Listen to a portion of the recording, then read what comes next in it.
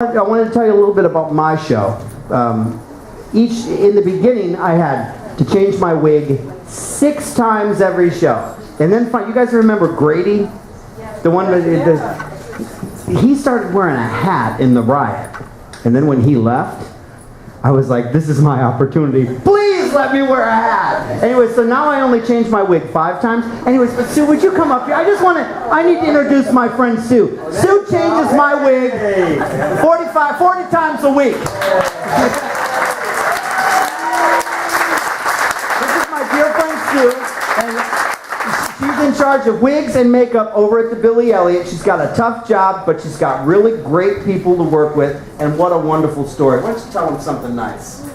Well, I just want to say thank you all for being here. It's just a very emotional time for me to sing goodbye to Billy Elliot.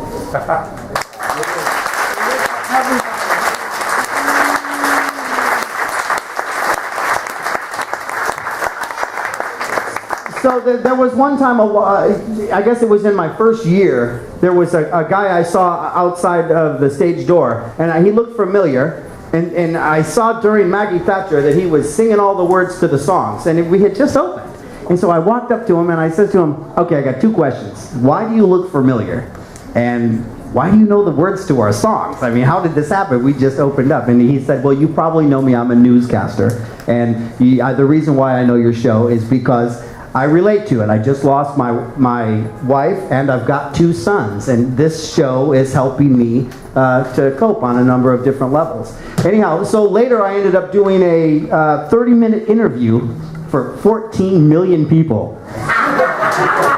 How cool is that?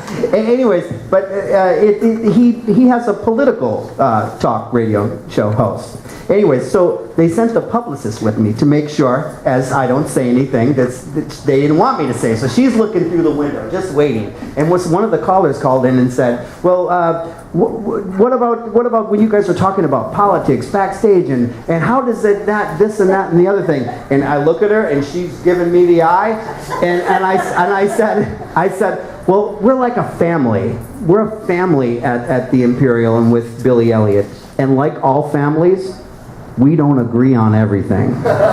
Anyhow, and that's how I looked at her, she said, yes. And then the next time I turned around, she was gone. She just left. Anyhow, that's my story, and I'm sticking to it. We're ready for Jake.